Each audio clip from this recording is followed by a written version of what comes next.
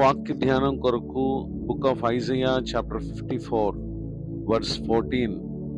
యెషయా గ్రంథం 54వ అధ్యాయము 14వ వచనంలోని 2వ వాక్యాన్ని చదువుకుందాం.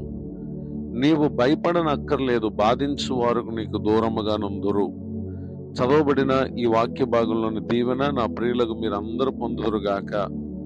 వాక్య ధ్యానం కొరకై ప్రార్థన. ప్రేమ కలిగిన మా తండ్రి, వందనాలు.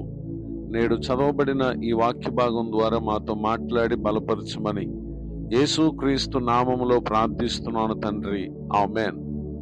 చదవబడిన ఈ వాక్య భాగంలో ప్రభువారు తన ప్రజలైన యూదా వారితో ప్రవక్త ద్వారా తెలియపరుస్తూ ఉన్నారు. అదేంటంటే, బాధించు వారు నీకు దూరముగా ఉందురు.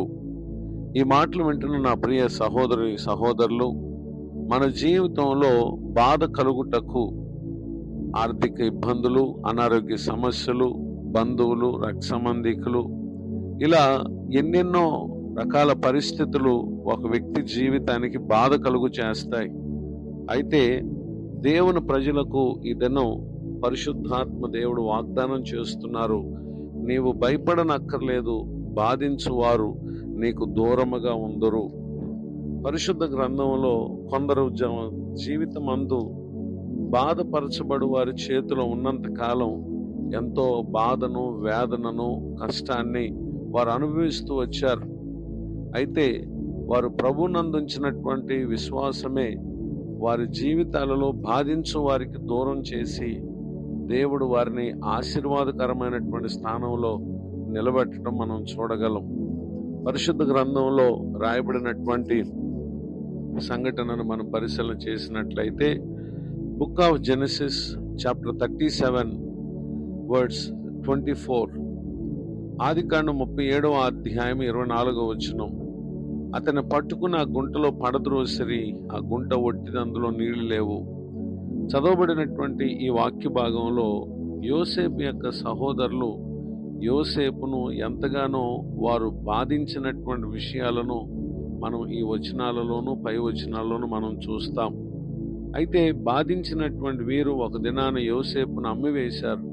కానీ అమ్మబడినటువంటి యోసేపుకు ప్రభు తోడుగా ఉండి అతడు వెళ్ళిన ప్రతి చోట దేవుడు యోసేపును వర్ధిల్ల చేస్తూ వచ్చాడు. అంత మాత్రమే కాక ఒక దేశానికే ఉన్నతమైనటువంటి అధికారిగా ప్రభువారు యోసేపును నిలబెట్టడం మనం గమనించగలం. అయితే ఎవరైతే బాధించారో ఆ బాధించినటువంటి వారికి యోసేపు ఏ విధంగా ఉన్నాడు అని అంటే, book of Genesis chapter 50 words 20 and 21. ఆదికాండం 50వ అధ్యాయం 20-21 వచనాల్లో, మీరు నాకు కీడు చేయను ఉద్దేశించితిరి గాని నేటి దినమున జరుగుచున్నట్లు, అనగా బహు ప్రజలను బ్రతికించున్నట్లుగా అది మేలుకే దేవుడు ఉద్దేశించను. కాబట్టి భయపడకుడి, నేను మిమ్మును మీ పిల్లలను పోషించదనని చెప్పి వారిని ఆదరించి వారితో ప్రీతిగా మాట్లాడాను.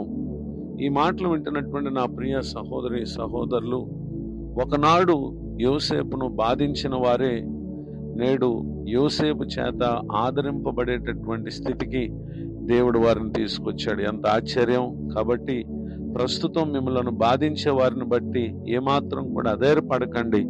ప్రభువారు అంటున్నారు, భయపడనక్కర్లేదు, నిన్ను బాధించు వారు నీకు దూరముగా ఉంటారని.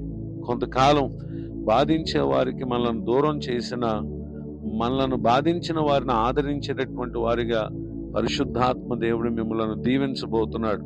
ఇటు దీవెనకు నా ప్రియులకు మీరు పాత్రులు కావాలని హృదయపూర్వకంగా కోరుతూ ప్రార్థిస్తూ ఈ మాటలు ముగిస్తున్నాను. ప్రార్థన. ప్రేమగల మా తండ్రి, మీ వందనాలు.